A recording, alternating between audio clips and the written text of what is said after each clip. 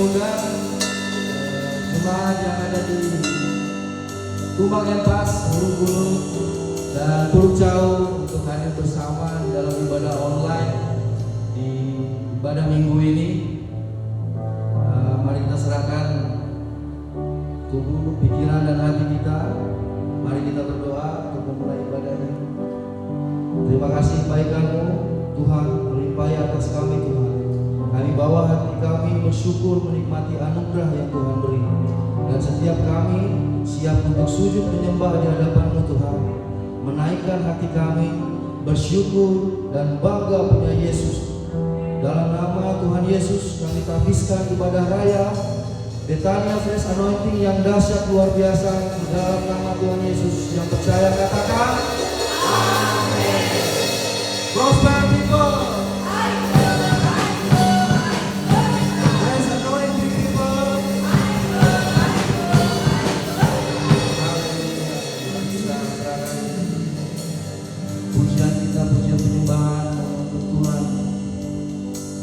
Bukti cinta kita dengan Tuhan. Haleluya.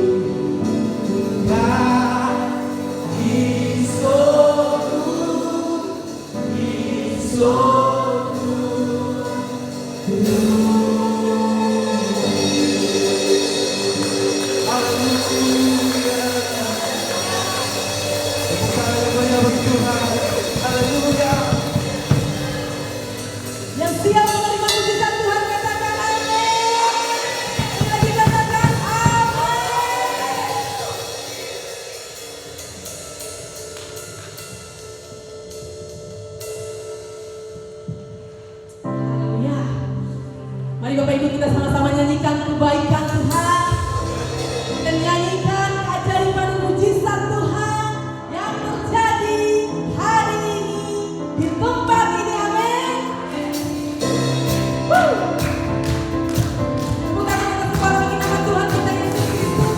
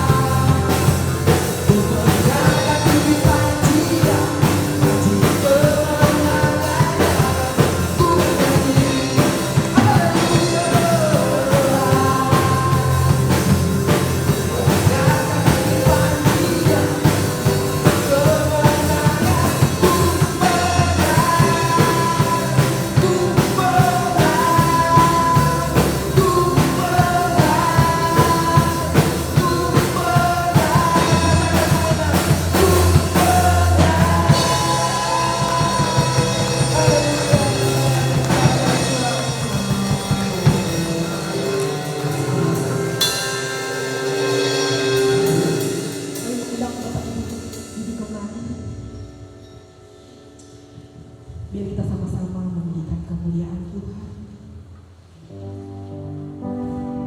Sebab hanya dengan bersyukur setiap musim dapat kita lewati dengan baik.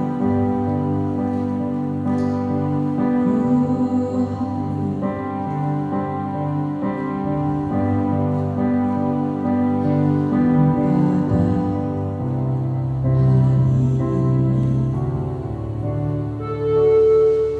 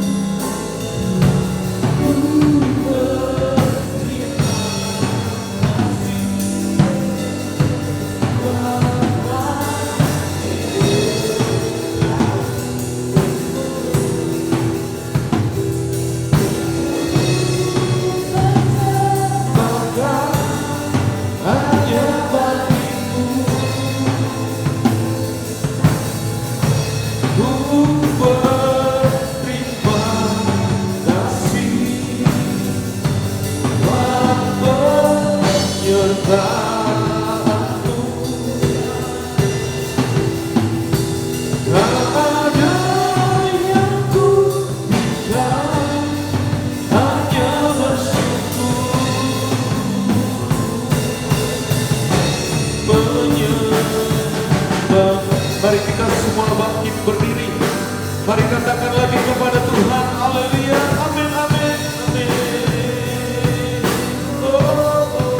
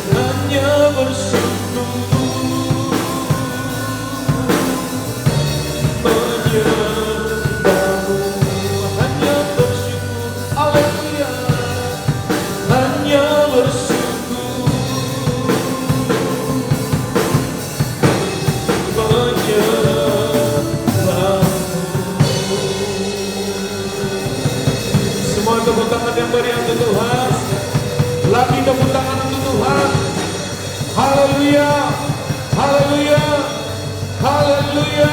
Amin. Hidup kami biarlah terus bersyukur, hidup kami biarlah terus berterima kasih, dan hidup kami biarlah terus menyembah Tuhan.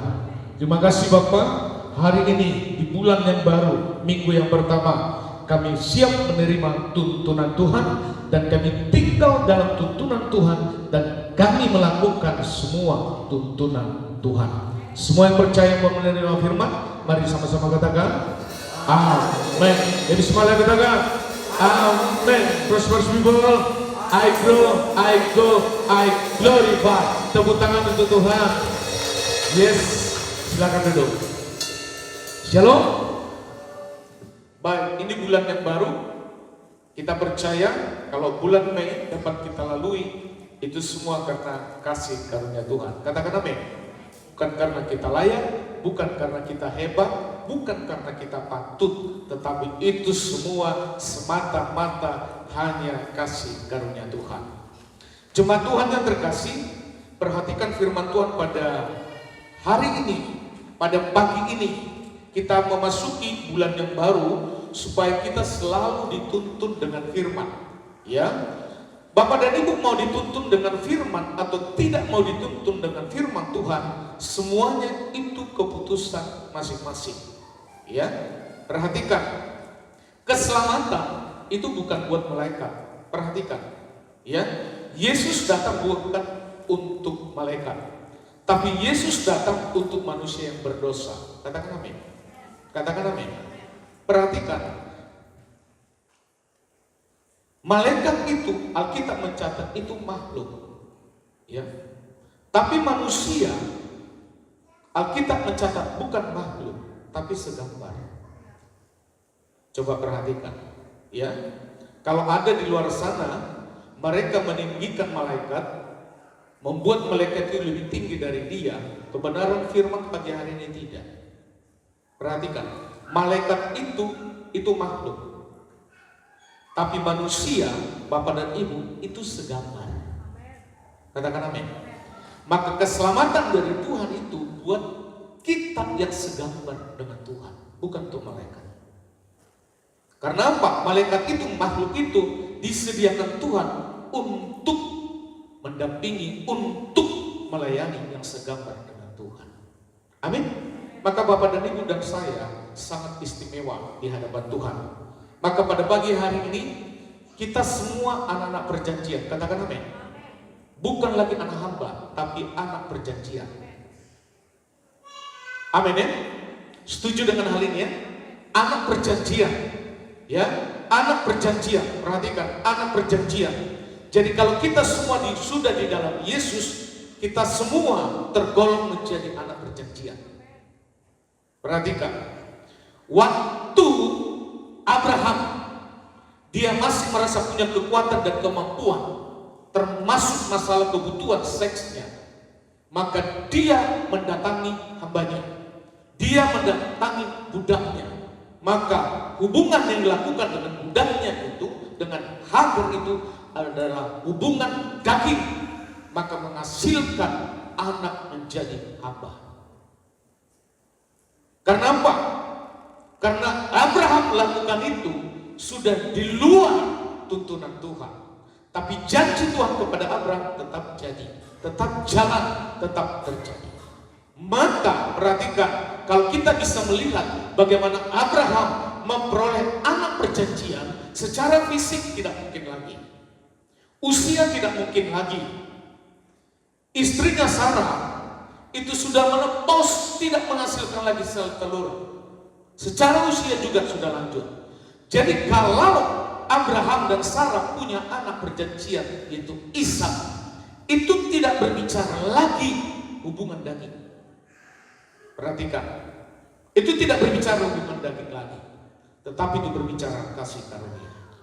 Katakan amin. Kasih karunia itu secara daging kita tidak bisa lakukan, tapi di atas semuanya kasih karunialah yang menjadi tuntunan hidup kita. Maka anak-anak perjanjian itu terimalah mujizatmu. Amin. Semua anak perjanjian katakan amin. Angkat tangan. Halo. Semua anak perjanjian? Semua anak perjanjian itu pasti dapat warisan. Pasti menerima mujizat. Katakan amin. Tapi catatan pada pagi hari ini, hubungan kita kepada Tuhan itu tidak boleh berbicara hanya sekedar mujizat. Karena apa? Kalau kita memperoleh sebuah mujizat, mendapatkan sebuah mujizat, berarti secara manusia tidak mungkin, tetapi bersama dengan Tuhan jadi mungkin. Tetapi perhatikan, hubunganmu dengan Tuhan itu, hubunganmu dengan Allah itu tidak boleh hanya setaat mujizat. Tidak bisa. Ya, kalau hanya setaat mujizat, berarti yang kita tuntut kepada Tuhan itu sistem dagang. Saya beli, kamu jual. Saya jual, kamu beli. Di hadapan Tuhan tidak bisa seperti itu. Amin. Maka perhatikan sekali lagi, atas segala mujizat yang kau terima hari ini, yaitu keselamatan. Ya, yang lain itu hanya bagian kecil yang kita terima, tapi keselamatan. Tadi malam saya menjemput Gege, ya, supaya latihan di sini. Dari rumah ke sini, saya dengan anak ini berbincang-bincang. Saya katakan kepada dia, namanya mati, semua urusan manusia kan? Ya Pak. Mulai dari bayi sampai usia lanjut, itu semua urusan manusia masalah mati. Mau kaya miskin, mau dari suku manapun, mau anak Tuhan tidak anak Tuhan, semua mati. Itu urusan manusia. Saya tanya sama dia, oke, kalau kamu mati hari atau besok, yakin tidak masuk surga? Apa jawaban dia? Saya yakin Pak. Saya tanya lagi, kenapa yakin? Karena Yesus sudah di dalam saya. Amin. Dan itulah mujizat terbesar yang dia diterima. Naik kelas, dapat jodoh, dapat ini. Itu hanya bagian kecil.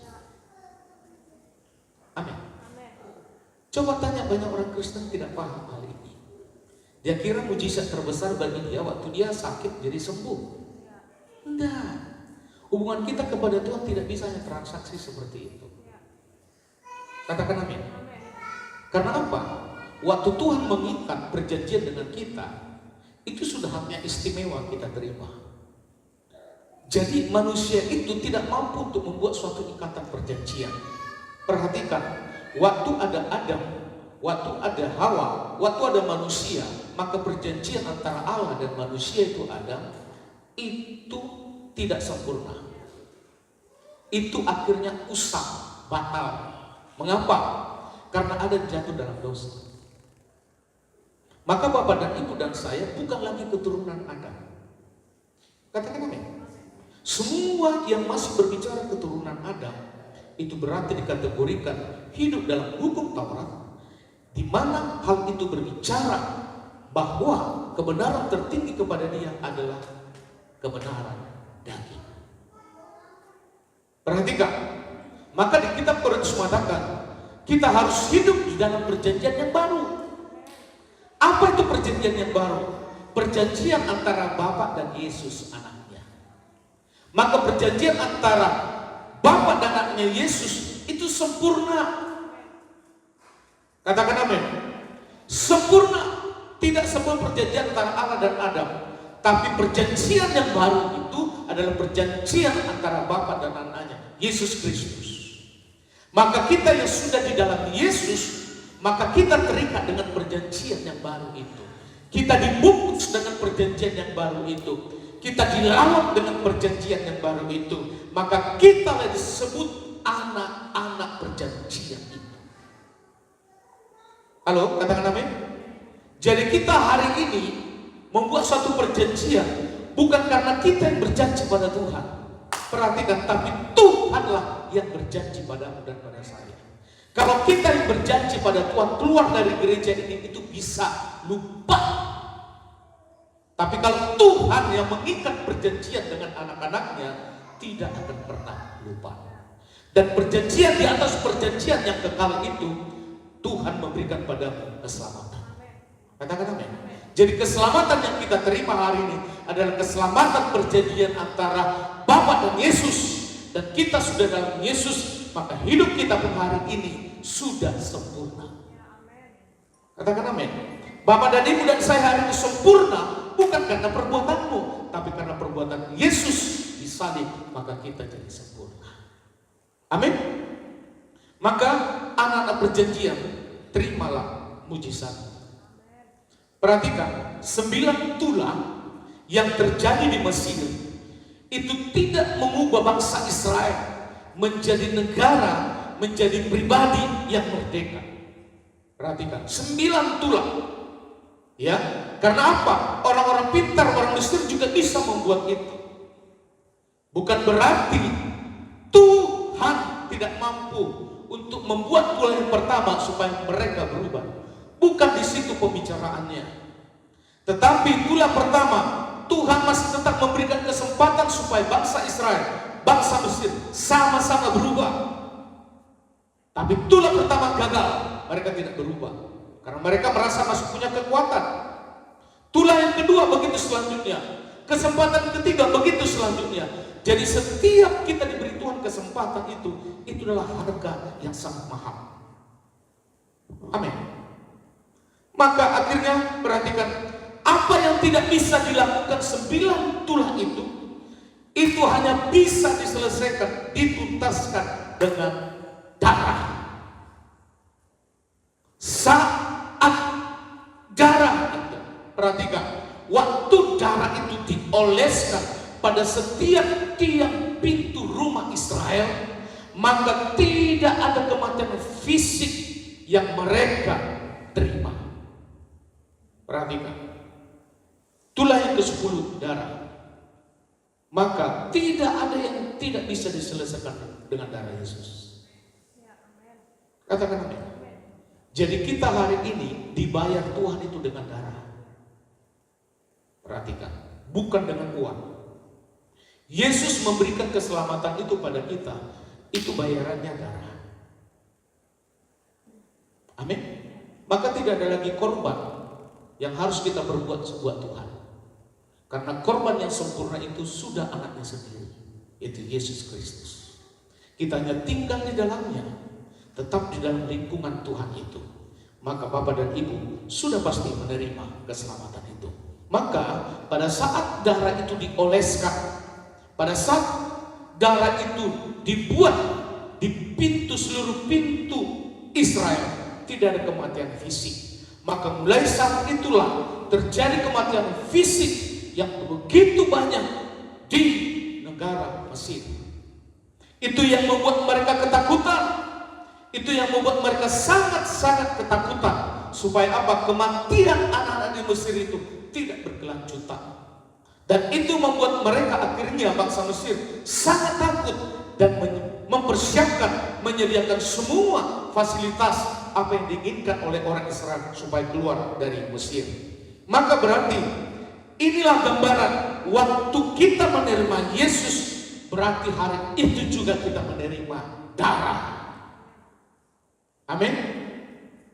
Maka perhatikan, kita lanjut lagi.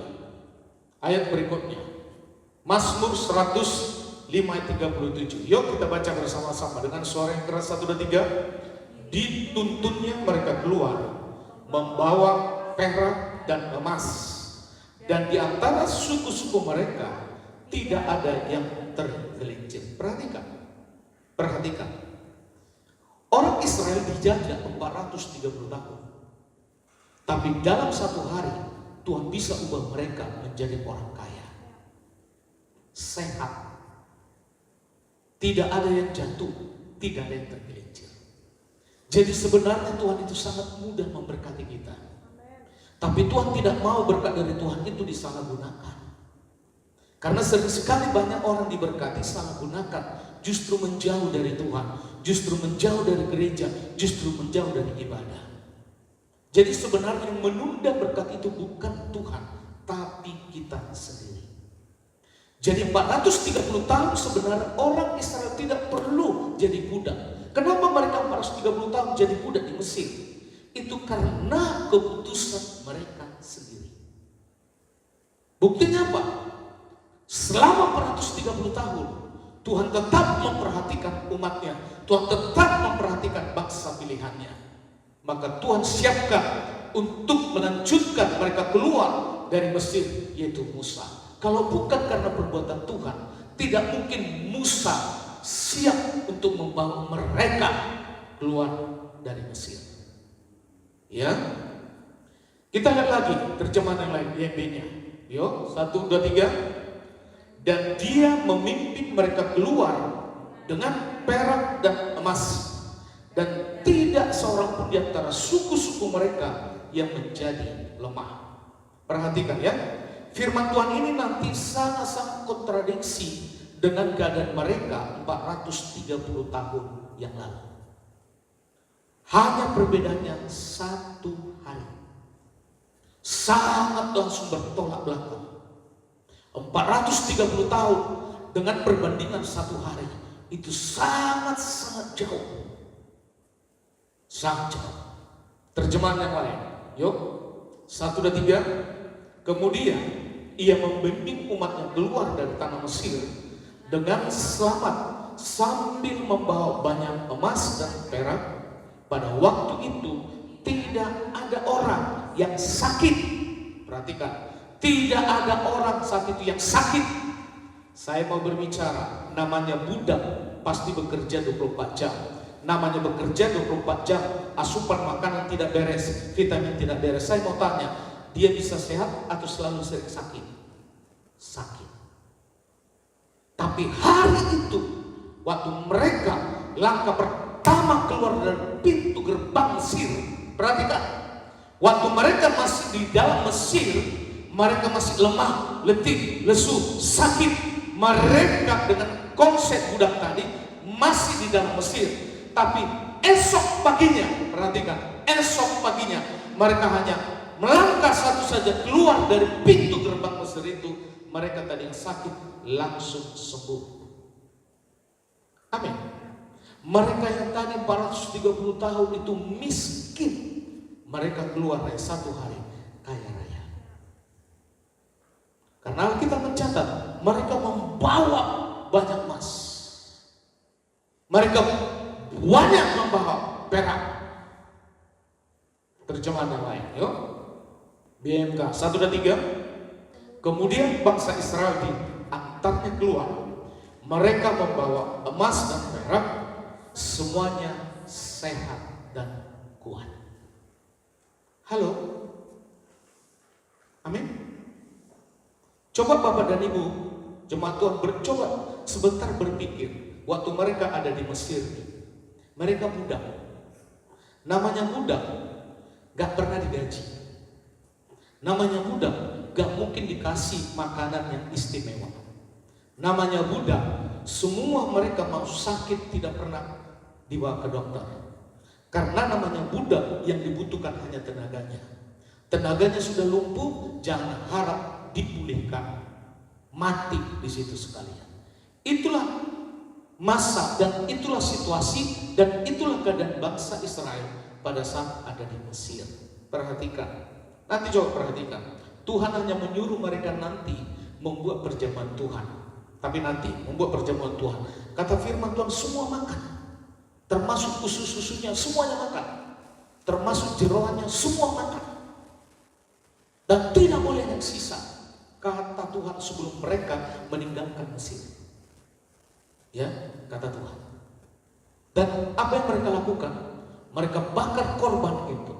Mereka makan semua, mereka habiskan semua. Ada mulai dari kepala sampai matanya, sampai semua jeroannya dimakan. Dan itulah engkau. Hanya 1 kali terjadi seumur hidup dan tidak pernah kedua kali lagi, dan tidak akan pernah diulang lagi. Hanya 1 hari. Perhatikan, kata firman, semuanya kalau ada yang masih sisa, bakar habis. Jangan sampai ada sisa lagi sebelum matahari terbit. Jadi semua korban bakaran itu sudah dibakar habis, matahari sudah terbit, mereka keluar. Mereka yang tadi yang sakit jadi sehat. Mereka yang tadi yang lemah jadi kuat. Mereka tadi yang miskin jadi kaya. Amin. Ya, itulah terbelakang di dalam Mazmur 105 ayat 37 itu tadi. Mari kita bandingkan Keluaran 12, yuk kita baca pelan-pelan ya. Keluaran 12 ayat 33, peristiwa sebelumnya. Pertama, yuk kita baca 1, 2, 3. Orang Mesir juga mendesak dengan keras kepada bangsa itu, menyuruh bangsa itu pergi dengan segera dari negeri itu, sebab kata mereka, nanti kami mati semuanya. Waktu darah, waktu tulah yang ke-10, darah. Semua orang Israel yang tinggal di rumah, kata firman Tuhan, tidak boleh ada keluar. Semua tinggal di rumah, dan semua pintu jendela atas bawah oleskan dengan darah. Tidak ada satu manusia orang Israel pun, keluarga yang keluar pada saat malam itu. Karena siapa yang keluar, maka kematian fisik pun mereka terima. Jadi seluruh orang Israel saat itu berdiam diri di dalam rumah sesuai dengan rumah tangga mereka masing-masing. Dan pada saat misalnya si A ini tadi di rumah tetangga, dan pada saat perintah itu dilakukan, dia tidak boleh lagi pergi ke rumahnya, dia harus di rumah tetangga itu tinggal, tidak boleh keluar. Karena di saat dia keluar, berarti dia keluar dari perjanjian tadi. Kalau orang sudah keluar dari perjanjian, pasti ada risiko. Katakan amin. Katakan amin. Jadi pada saat itu misalnya yang si A tadi lagi ngopi di rumah tetangga, perintah itu diberikan, perintah itu dikatakan tidak boleh keluar, semua tinggal dalam rumah. Maka yang ngopi tadi itu nggak boleh balik ke rumahnya, harus di rumah tetangga itu. Nah, perhatikan, sedangkan malam itu yang keluar semua ya adalah keluarga Mesir. Maka semuanya pada saat itu semakin jam bertambah, kematian fisik di orang-orang Mesir semakin bertambah. Dan mereka tahu tulang ke-10 ini hanya satu alasannya supaya kematian fisik itu berhenti, mereka segera disuruh keluar, bebas. Maka yuk baca lagi 1, 2, 3. Lalu bangsa itu mengangkat adonannya, maksudnya orang Israel. Terus sebelum diragi dengan tempat adonan, mereka terbungkus dalam kainnya ke atas baunya. Itu yang membuat maka roti yang kita makan hosti itu tanpa ragi. Perhatikan, ragi itu kalau nggak tepat waktunya itu bisa merusak. Ragi itu kalau belum waktunya dibuat ataupun lewat waktunya, itu bisa merusak makanan. Maka waktu kita makan perjamuan Tuhan tadi, roti itu tanpa ragi. Bisa paham ya? Nah, jadi kalau sekarang ditanya, terus bagaimana Pak dengan roti yang dari toko roti atau apa? Perhatikan, orang manusia selalu memunculkan masalah. Perhatikan, semua orang melakukan apapun termasuk perjamuan Tuhan, itu selalu berbicara iman. Katakan amin. Katakan amin. Nah, terus kita lanjut baca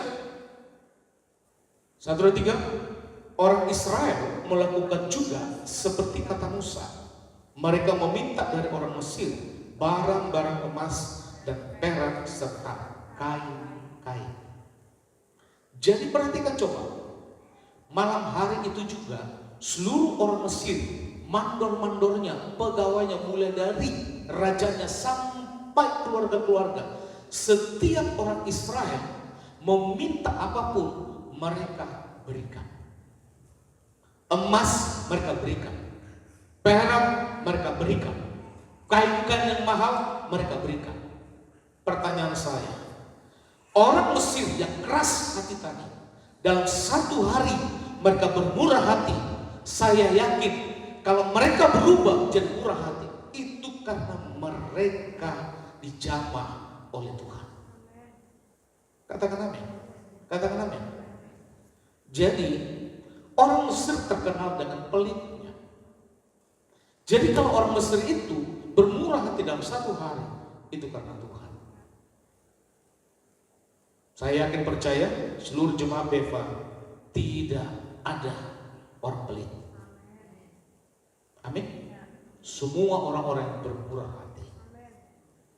Nah, yuk kita lanjut lagi. 1, 2, 3. Dan Tuhan membuat orang Mesir bermurah hati. Siapa tadi yang membuat? Tuhan. Terus terhadap bangsa itu sehingga memenuhi permintaan mereka. Demikianlah mereka merampasi orang Mesir itu. Perhatikan, waktu berita Tuhan mengatakan, minta saja apa yang kalian mau. Mereka datang setelah tulah itu ya sudah berhenti, dan orang Mesir saat itu masih ketakutan. Selama orang Israel ada di daerah mereka, tetap kematian fisik itu akan berlanjut. Tetapi pada saat mereka mendatangi rumah-rumah Mesir meminta, tidak ada yang menolak. Itu yang saya katakan tadi, 430 tahun orang Israel jadi budak di Mesir, tapi dalam tempo yang sesingkat-singkatnya, hanya 1 malam saja orang Israel keluar dari Mesir menjadi orang yang kaya raya, sehat, kuat, makmur. Katakan amin. Maka perhatikan, inilah yang mendasari kita waktu kita deklarasi iman. Kalau ditanya apa kabar, ya, apa kabar? Amin. Jemaat Beva kalau tanya apa kabar, tidak ada lagi kata mudah-mudahan. Kalau ditanya apa kabar, saya sehat, kuat, makmur, awet muda, panjang umur, diberkati Tuhan. Dari sini deklarasinya. Amin. Jadi waktu Bapak dan Ibu kondisi lagi sakit hari ini, engkau jangan terjerumus dengan keadaanmu itu. Bagianmu itu selalu harus memperkatakan sehat. Oh, masa sehat saya lebih sakit-sakitan? Itu konsep salah. Katakan amin. Waktu kau sakit pun kau sekarang juga tetap katakan saya sehat. Halo. Karena iman yang terbaik, iman yang paling mudah, yaitu iman deklarasi. Disebut iman berarti sesuatu yang tidak masuk akal. Dalam keadaan sakit ngomong sehat, gak masuk akal kan? Tapi itu justru iman. Kalau dikatakan hari ini, isi dompet aja Pak Timura pegang golok, bagaimana mau makmur? Pak Timura pegang golok, tidak ada Pak Timura, bahkan dompet kosong pun bagianmu selalu mengatakan makmur. Loh, makmur itu tidak hanya berbicara uang. Katakan amin. Damai sejahtera itu pun kau harus makmur. Yes? Amin. Kesehatanmu pun kau harus makmur. Semuanya itu harus makmur. Nah, artinya kita tidak mengada-ngada. Ya, kita tidak mengada-ngada. Awet muda. Halo. Coba lihat dulu kanan kirinya. Awet muda atau tidak? Amin. Nah, ayo. Coba perhatikan. Waktu Sarah melahirkan Ishak, usia Sarah itu hampir mendekati 100 tahun. Ya, 90. Abraham 100 tahun. Waktu Ishak masuk usia 7 tahun, 10 tahun, Alkitab tidak pernah mencatat Ishak itu panggil bapaknya kakek, enggak. Nenek, enggak. Itu berarti Ishak juga kan punya teman, betul tidak? Bergaul dengan lingkungannya, betul tidak? Tapi Alkitab tidak pernah mencatat bahwa Ishak itu memanggil bapaknya itu kakek. Ya, mamanya itu nenek. Itu berarti Ishak melihat kedua orang tuanya awet muda. Katakan amin. Coba lagi lihat kanan kiri, awet muda.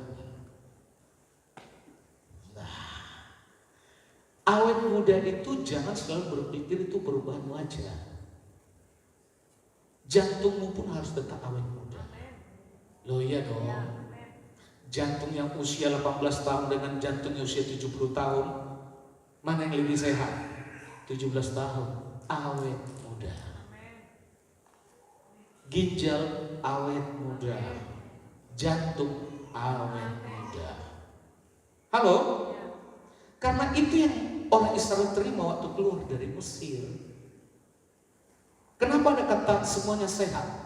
Karena memang mereka 430 tahun itu dengan berapa generasi yang sudah berganti tidak pernah mendapatkan satu fasilitas yang mewah untuk mendukung kesehatannya.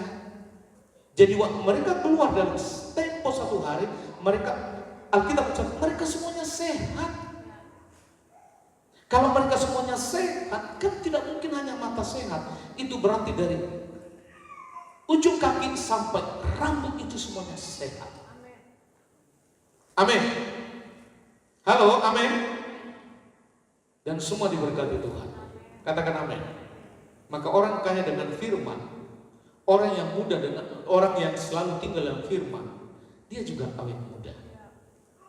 Ya, dia juga awet muda. Maka Bapak dan Ibu, sebesar apapun masalahmu di luar ini, di luar gereja, di rumahmu, jangan pernah membuat wajahmu seperti beban letih, lesu dan penat. Karena Bapak dan Ibu membuat gaya wajah seperti itu pun tidak merubah itu. Tidak menyelesaikan masalah. Saya mau tanya, emangnya yang khotbah di atas ini tidak ada masalah? Semua ada masalah. Yang tidak punya masalah itu hanya orang yang sudah mati. Maka orang yang sudah mati mau dikubur dimanapun dia nggak mikir. Yang selalu mikir yang masih hidup. Betul tidak? Nah, jadi jangan pernah berpikir, Tuhan saya hidup, saya tidak mau ada masalah. Itu berarti mempercepat kematian dia datang. Halo? Halo, amin? Nah, ya. Maka perhatikan, perikop ini tadi itu sangat kontradiksi dengan keadaan mereka. Mengapa? Karena 430 tahun orang Israel itu jadi budak. Mereka kerja tidak dapat gaji. Makanan mereka dibatasi. Gizi mereka terbatas. Dan kerja mereka 24 jam. Bahkan banyak di antara mereka itu sakit-sakitan. Dan tidak akan pernah kaya. Itulah nasib budak. Ditambah lagi mandor-mandor Mesir itu orangnya kasar, suka memukul, selalu mencari-cari kesalahan. Halo, mandor?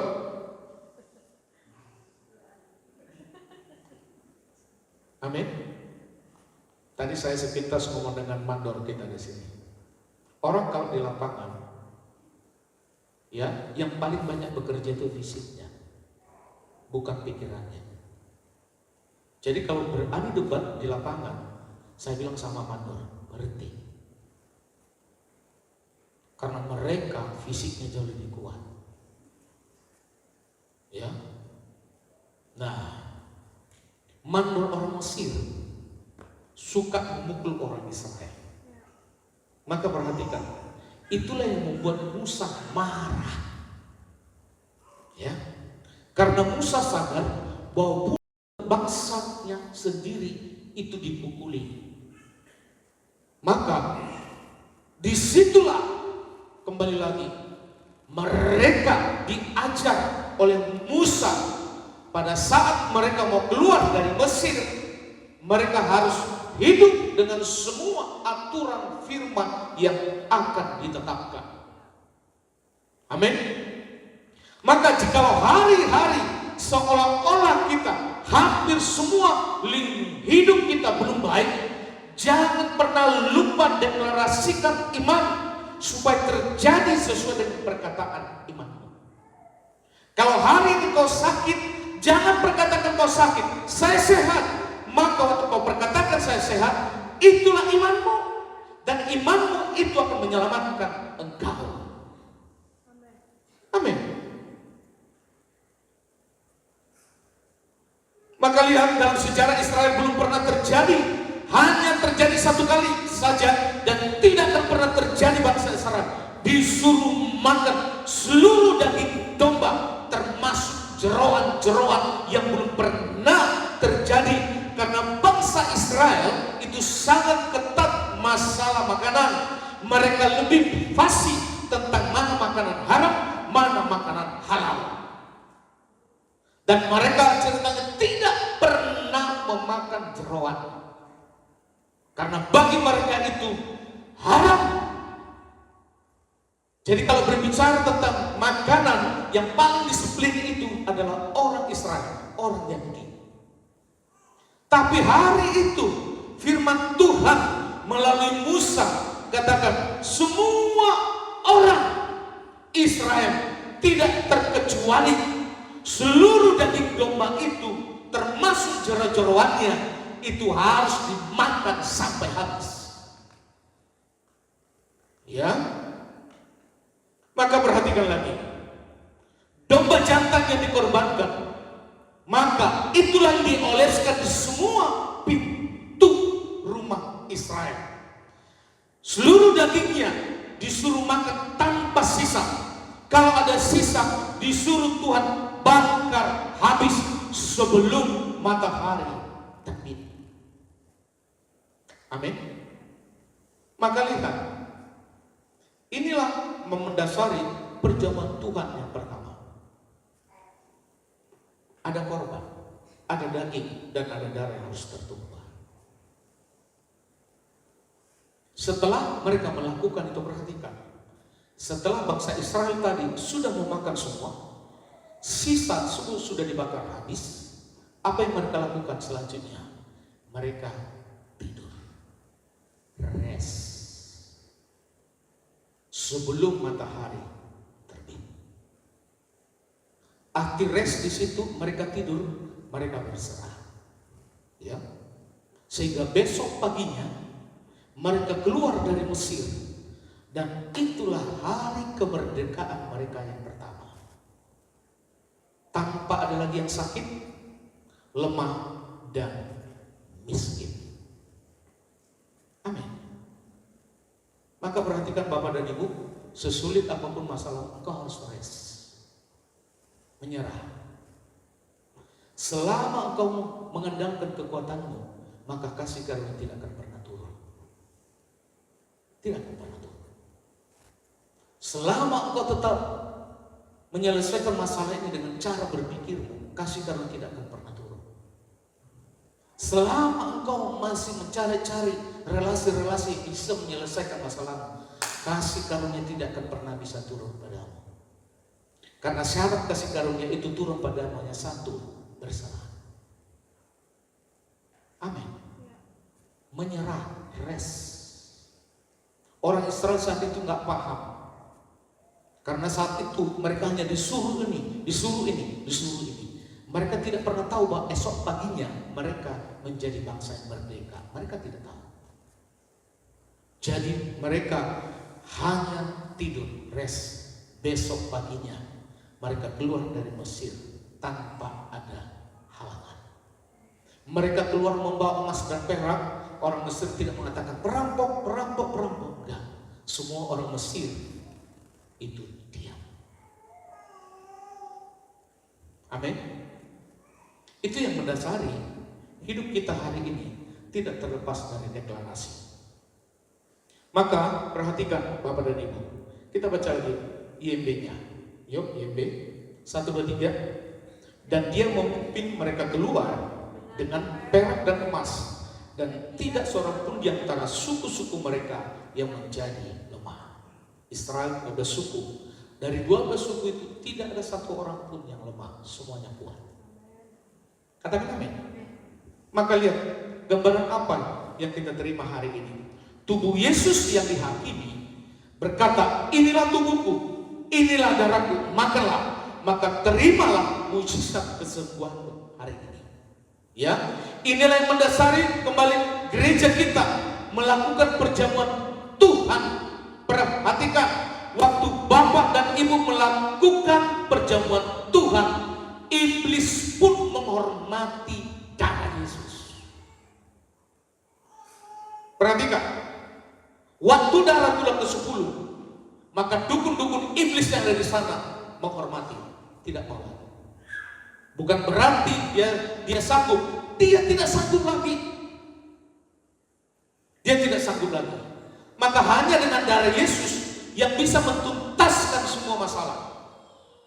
Bahkan waktu kita melakukan satu ikatan kepada Yesus, ikatan darah dan ikatan daging, iblis pun menghormatinya. Amin. Maka Bapak dan Ibu, pada saat melakukan perjamuan Tuhan, jangan bermain-main. Engkau lagi mengikatkan dirimu setiap hari kepada darah Yesus, kepada tubuh Yesus. Jangan bermain-main. Waktu kau melakukan itu, iblis pun menghormatinya. Iblis tidak akan pernah mau mengganggumu lagi. Kalau diganggu pun, dia tidak akan berani. Karena kita sudah mencatat iblis itu seperti singa yang mengaum-ngaum. Perhatikan, ya. Jadi perjamuan Tuhan hanya dengan darah Yesus, kuasa iblis tidak akan pernah sanggup menghadapinya. Mari jemaat Tuhan, kalau ada sesuatu masalah dengan hidupmu, kesehatanmu, keuanganmu, anak-anakmu, suamimu atau istrimu, jangan pernah berpikir solusi ada di dalam pikiranmu dan kekuatanmu. Terlebih jangan pernah meninggalkan komunitasmu, jangan pernah meninggalkan kelompokmu, jangan pernah meninggalkan persekutuanmu, jangan pernah meninggalkan rekan-rekanmu yang sehat secara rohani. Halo? Yang sehat secara rohani. Kalau tidak, perhatikan, maka jemaat Tuhan, saudara-saudara, akan digiring lagi pada kelompok-kelompok yang hidup dalam pola berpikir dan tindakan-tindakan hukum Taurat. Perhatikan, ya. Tidak pernah mungkin Bapak dan Ibu bertumbuh kalau tidak ada komunitas. Ini komunitas. Amin. Ini komunitas. Kalau hubungan personal dengan Tuhan harus, tapi gereja disebut dengan komunitas. Gereja disebut dengan persekutuan. Gereja disebut dengan kelompok. Maka perhatikan, kalau Bapak dan Ibu lebih banyak waktu dengan kelompok hanya membicarakan tentang manusia-manusia, itu gak benar. Tapi kalau Bapak dan Ibu berkelompok di tempat, membicarakan tentang kebaikan-kebaikan Tuhan, membicarakan tentang firman Tuhan, itulah kelompok yang sangat sehat. Jangan pernah tinggalkan itu. Halo? Amin? Saya lihat Bapak dan Ibu kok rasanya sedih ya? Oh boy. Hah? Atau serius atau apa? Halo? Amin? Setuju ya? Nah, kita baca Galatia 3:5 ya. Efesia 1 dan 3. Saya bertanya lagi kepada saudara, apakah Allah memberi saudara kuasa Roh Kudus dan mengadakan mujizat-mujizat di tengah-tengah saudara karena saudara berusaha mengerti hukum Taurat? Tentu saja tidak. Ini terjadi hanya apabila saudara percaya kepada Kristus dan benar-benar bersandar kepadanya. Katakan amin. Katakan amin.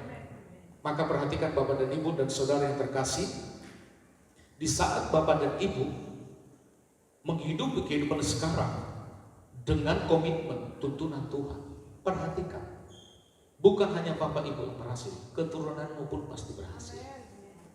Pasti. Kalau hari ini berkat yang Tuhan cairkan padamu misalnya hanya 50%, lihat anak-anakmu akan menuai 80-100%. Ya, berkat yang kau terima hari ini kalau itu dari Tuhan, itu pasti pas. Artinya pas, tidak membawa kau jauh dari Tuhan. Itu artinya pas. Jadi bukan nilai angka rupiahnya. Banyak orang semakin kaya raya, semakin dekat dengan Tuhan. Itu pas. Tapi banyak orang sedikit diberkati, langsung banyak alasan. Itu tidak pas. Itu tidak pas. Maka perhatikan, nilai yang ada di tanganmu hari ini, berkat yang kau terima hari ini, itu semuanya pas. Kategori pas berarti tidak membuat engkau jauh dari Tuhan, tidak membuat engkau jadi persekutuan, tidak membuat engkau keluar dari persekutuan, di mana persekutuan itu berbicara tentang rohani. Amin.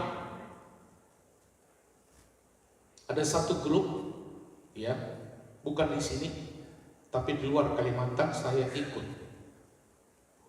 Nah, di grup itu ada berbagai latar belakang pendidikan, termasuk juga pekerjaan. Ada yang pendeta, ada yang pengusaha, ada ibu rumah tangga, dan lain-lain. Terus setiap hari ada pendeta yang memasukkan renungan di situ, dan saya jarang memasukkan renungan di situ. Nah, terus yang satunya biasa kan ibu-ibu memasarkan jualannya di situ. Nah, sehingga beberapa hari yang lalu itu menjadi kontradiksi. Yang satu mengatakan, nggak boleh, kita hanya menerima firman Tuhan saja. Yang sudah sempat berapa kali mengekspos, mengiklankan di grup itu, ya sakit hati dong. Betul kan? Nah, akhirnya saya juga memberikan pendapat saat itu. Gak apa-apa, hidup ini gak boleh terlalu kaku. Biar melalui grup kita ini, kita diberkati kebutuhan rohani dan juga jasmani. Yang satunya kasih komentar, biar yang punya bisnis punya grup sendiri saja. Saya hanya bilang, kalau grup bisnis dia menjual produknya, berarti si pembeli juga si pebisnis. Antara pedagang dengan pedagang saling menjual, jangan mungkin kok. Nah, akhirnya ada profesor di dalam itu, dia memutuskan boleh, tapi gak boleh lebih daripada satu produk makanan yang diiklankan hari ini. Maksud saya, perhatikan, banyak kelompok, banyak grup yang sudah menjamur hari ini. Nah, artinya kalau memang kelompok dan grup itu menurut Bapak dan Ibu tidak membuat engkau jauh dari Tuhan, lanjutkan. Tapi kalau grup itu membuat engkau justru jauh dari Tuhan, yang dibicarakan hal-hal yang tidak baik, saran saya lebih baik keluar dari kelompok itu. Perhatikan. Ya, nggak usah dalam dunia sekuler. Saya juga banyak punya grup yang sesama hamba Tuhan di dalam. Saya tetap ada di situ, tapi saya no comment. Nah, artinya apa? Dia firman, saya kasih firman. Ya sama-sama nggak ada artinya kan? No comment. Tapi di grup yang lebih besar lagi, setiap ada di situ yang lagi sakit, saya responi, sehat kembali. Kalau lagi ada yang meninggal turut, saya responi, turut sepenanggungan. Kalau ada yang lagi dapat promosi, saya ucapkan selamat. Kalau lagi anaknya baru lahir, saya juga ucapkan selamat. Hanya itu saja. Maksud saya, kelompokmu hari ini tidak hanya dalam gereja, ternyata di media sosial juga banyak. Harus hati-hati. Katakan amin. Kelompok yang membuatmu semakin dekat dengan Tuhan, lanjutkan. Tapi kalau kelompok membuatmu semakin menipis dari Tuhan, semakin jauh dari ibadah, tinggalkan. Keputusan ada di tangan Bapak dan Ibu, dan keputusan itu harus tegas. Halo, amin. Saya buka HP-nya Ibu. Ibu juga punya grup dulu waktu SMA. Saya melihat banyak masuk tapi ibu nggak pernah baca. Sudah ribuan nggak pernah dibaca. Nah, saat itu kami ada apa? Siapa di sini yang ada di grup nggak pernah baca grup kan gitu? Kita mau maju karena ada ribuan. Ternyata ada lebih banyak lagi 20.000 katanya nggak pernah dibaca. Nah, halo, amin. Mari kita semuanya sama-sama hidup di dalam kasih karunia Tuhan. Katakan amin. Kita lanjutkan sedikit lagi ya. Kita lanjutkan lagi. Galatia lanjut 3:5. Kita baca yuk. Selanjutnya Dia yang memberikan roh kepadamu dan mengerjakan mujizat-mujizat di antaramu. Apakah Dia berbuat demikian oleh karena kamu melakukan hukum Taurat atau oleh karena iman dan pemberitaan Injil yang kamu dengar? Besok pagi kita bisa bangun itu bukan karena kau taat pada hukum Taurat. Besok pagi Bapak dan Ibu bangun itu semua karena kasih karunia Tuhan. Katakan amin. Maka kita berpikir tentang pengalaman kita sehari-hari ketika Allah menolong kita melalui rohnya dengan melakukan berbagai keajaiban di antara kita. Apakah itu terjadi sebagai upah karena kita melakukan mentaati hukum Taurat? Atau berbagai keajaiban itu terjadi karena kita sudah mendengar kabar baik dan terus percaya kepada Kristus? Tentu karena kita percaya penuh. Maka semua iman. Amin. Lanjut Galatia 5:4. 1 dan 3. Kamu lepas dari Kristus jikalau kamu mengharapkan kebenaran oleh hukum Taurat. Kamu hidup di luar kasih karunia. Lanjut lagi. Yuk 1 dan 3. Kristus menjadi tidak berpengaruh kepadamu karena kamu berusaha untuk dibenarkan melalui hukum Taurat. Kamu hidup di luar anugerah. Percuma Bapak dan Ibu itu masuk ke gereja kalau di luar sana hanya mengandalkan kekuatan pikiran. Percuma. Yesus tidak punya efek pada. Itu artinya. Amin. Maka mau buka apapun, Yesus itu harus punya efek dulu di dalamnya. Baru apa yang kau kerjakan itu punya dampak. Kalau tidak punya efek, itu yang membuat hidup kita susah berputar-putar. Maka perhatikan, yuk kita baca bersama-sama 1, 2, 3. Kasihan buat mereka yang hidup di luar anugerah Tuhan. Sebaliknya, betapa enaknya hidup di dalam anugerah kasih karunia. Bagian kita hanya percaya. Mungkin Bapak dan Ibu bertanya, Tuhan saya tidak punya ini, saya tidak punya itu. Ingat, Tuhan tidak pernah bertanya apa yang tidak ada padamu. Tuhan selalu bertanya apa yang ada padamu. Pernyataan ini itu terjadi pada saat Musa dipilih Tuhan. Musa mengatakan, saya tidak pintar ngomong, saya tidak lebih baik kakakku Harun. Tetapi apa kata Tuhan kepada Musa? Musa, apa yang kau punya? Bukan Musa, apa yang kau tidak punya. Kata Musa, saya punya tongkat. Dan melalui tongkat itulah Tuhan pakai membebaskan umat Israel dari Mesir. Karena saat itu umat Israel lebih kurang 3 juta. Itu butuh dana triliunan. Ayo kalau bukan Tuhan, mana bisa?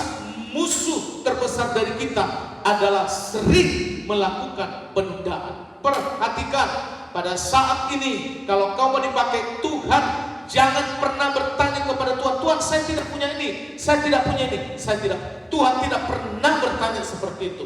Perhatikan, Musa waktu bertanya seperti itu, Tuhan pun mengatakan, Musa apa yang ada padamu? Tongkat. Melalui tongkat itulah Musa mengeluarkan orang Israel keluar dari Mesir. Bayangkan jutaan yang harus dibawa, anggaran yang begitu besar, triliunan, sehingga dengan kuasa Tuhan Musa bisa mengeluarkan mereka semua dari Mesir. Maka Bapak dan Ibu, coba kalau kita punya ini, lahir dari keluarga kaya, lahir dari suku tertentu, nunda bertobat-tobat, lahir baru, nanti aja dan yang lain. Itulah jawaban yang sering menjebak Bapak dan Ibu dan saya dalam menerima berkat-berkat Tuhan yang besar. Perhatikan, musuh terbesar dari kita adalah sering melakukan penundaan. termasuk pertobatan. Kita sering itu tunda-tunda. Dari kacamata manusia, perhatikan, Rut orang berpikir dia di tempat yang salah, waktu yang salah. Itulah kacamata manusia. Tapi di mata Tuhan tidak ada salah. Di saat Rut tidak menunda-nunda lagi dengan pertobatannya dan mengarahkan hati percaya kepada janji Tuhan, perhatikan, maka semua yang terjadi dalam hidup Rut itu pun kasih karunia. Katakan amin. Maka perhatikan pada pagi hari ini, jangan pernah berpikir di saat Bapak dan Ibu berdoa 3 jam baru Tuhan berkati. Nah, bukan seperti itu. Kita harus sadar, kita harus terlebih dahulu percaya bahwa Tuhan sudah memberkati. Selanjutnya, doa yang berjam-jam itu harus menjadi sebuah hubungan, bukan transaksi jual beli, diberkati atau tidak diberkati. Amin. Itulah hubungan kita kepada Tuhan. Kita semua bangkit berdiri. Keyboardnya. Haleluya. Amin Tuhan. Yes. Glory. Mari persiapkan anggur dan roti hari ini. Amin Tuhan. Engkaulah kekuatanku, tempat perlindunganku, saat badai menerpa, aku tak akan goyah, aku tak akan goyah, sebab Kau sertaku. Haleluya. Amin Tuhan. Engkaulah kekuatanku, tempat perlindunganku, saat badai menerpa, aku tak akan goyah, aku tak akan goyah, sebab Kau sertaku. Sama-sama katakan, sejauh langit dari bumi, begitu besarnya kasih-Mu, penuhi hati kami yang rindu menyembah-Mu, Yesus. Sejauh langit dari bumi, begitu besarnya kasih-Mu, Kaulah Tuhan kekuatanku, sukacitaku. Lagi katakan, sejauh langit, sejauh langit dari bumi, begitu besarnya kasih-Mu, penuhi hati kami yang rindu menyembah-Mu, Yesus. Sejauh langit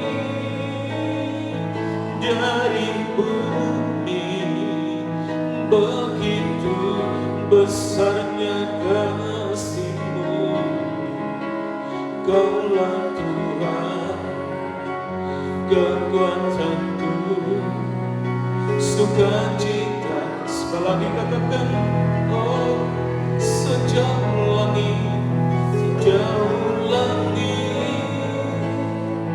dari bumi, begitu besarnya kasih-Mu, penuhi hati kami yang rindu menyembah-Mu. Yesus, sejauh langit dari bumi, begitu besarnya kasih-Mu. Kaulah Tuhan, kekuatanku, sukacitaku. Oh Bapa, Kaulah Tuhan, kekuatanku, sukacitaku. Amin, amin Tuhan.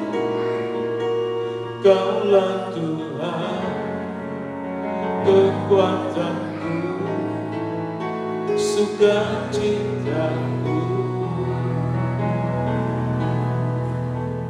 Mari jemaat Tuhan, angkat roti lebih tinggi dari atas kepala kita. Di perjanjian yang lama, Tuhan pun sudah mengadakan perjamuan Tuhan, di mana seluruh orang Israel, mereka tinggal di dalam rumah mereka masing-masing. Mereka menyembelih domba jantan, dan mereka harus habiskan semuanya. Maka hari ini engkau mengalami sesuatu yang tidak baik tentang tubuhmu. Kalau berbicara hari ini, berbicara tentang masalah mata, engkau makan matanya Tuhan, engkau makan ginjalnya Tuhan, engkau makan jantungnya Tuhan. Apa yang kau alami hari ini secara fisik tidak baik, kau makan.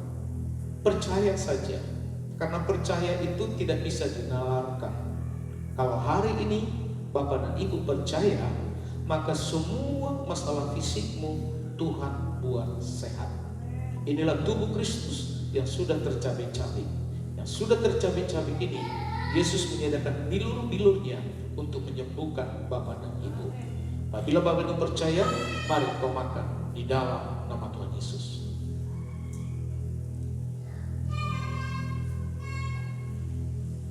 Mari semua angkat cawan anggur lebih tinggi dari atas kepala kita.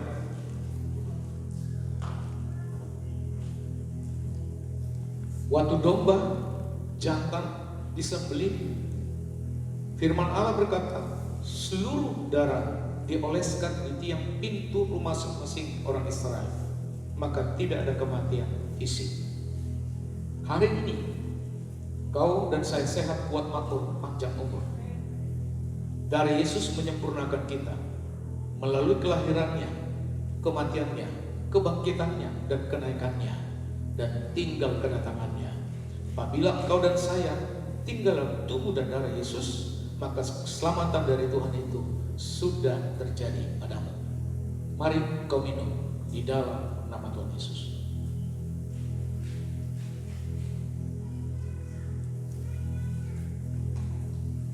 Amin Tuhan. Sejauh langit dari bumi, begitu besarnya kasih-Mu, penuhi hati kami yang rindu menyembah-Mu. Yesus, sejauh langit dari bumi, begitu besarnya kasih-Mu. Kaulah Tuhan, kekuatanku, sukacitaku. Lagi katakan amin Tuhan. Sejauh langit dari bumi, begitu besarnya kasih-Mu, penuhi hati kami yang rindu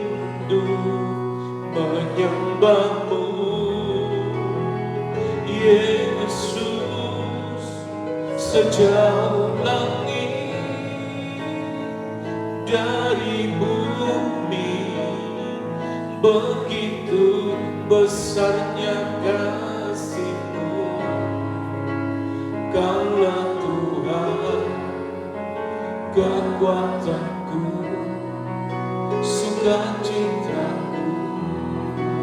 Oh, amin, amin. Kaulah Tuhan, kekuatanku, sukacitaku. Haleluya, amin Tuhan.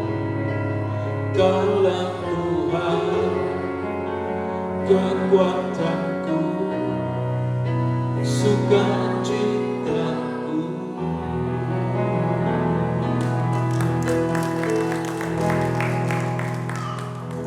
Kami sangat bersyukur atas firman Allah pada saat ini.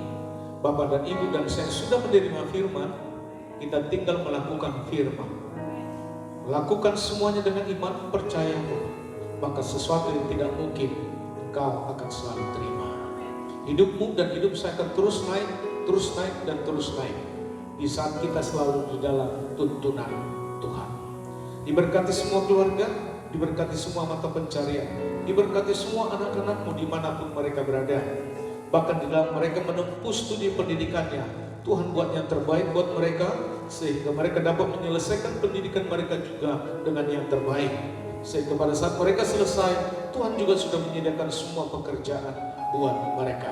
Diberkati dalam setiap perjalananmu, kemanapun kau pergi, ada tiang api dan tiang awan selalu tunduk buat seluruh keluargamu. Jauh dari semua kecelakaan, mara bahaya, maut, bahkan ditabrak dan juga menabrak. Di dalam nama Tuhan Yesus, perlindungan dan benteng-benteng Tuhan selalu ada buat kita semuanya. Terima kasih Bapak. Kami percaya anak-anak kami akan terus mereka bertumbuh dalam kasih karunia Tuhan, dan hidup mereka akan jauh lebih baik lagi dari hidup kami orang tuanya. Terpujilah nama Tuhan, Kau yang terbaik buat kami semuanya. Hari ini kami menabur buat pekerjaan Tuhan di tempat ini. Tuhan memberkatimu berlipat kali ganda, persepuluhan persembahanmu, bahkan untuk pembangunan Tuhan memberkatimu berlipat kali ganda. Mari semua angkat tangan di depan Tuhan dan terimalah berkat Tuhan. Tuhan memberkati kau dan melindungi kau. Tuhan menyinari kau dengan wajahnya dan memberi kau kasih karunia. Tuhan menghadapkan wajahnya kepadamu dan memberi kau damai sejahtera. Kasih dari Allah Bapa di surga yang berlimpah-limpah, cinta kasih dari Yesus Kristus, dan pimpinan dan Roh Kudus yang memimpinmu hari ini sampai Maranatha, Tuhan Yesus datang kedua kalinya. Semua yang percaya, mari sama-sama katakan Amin.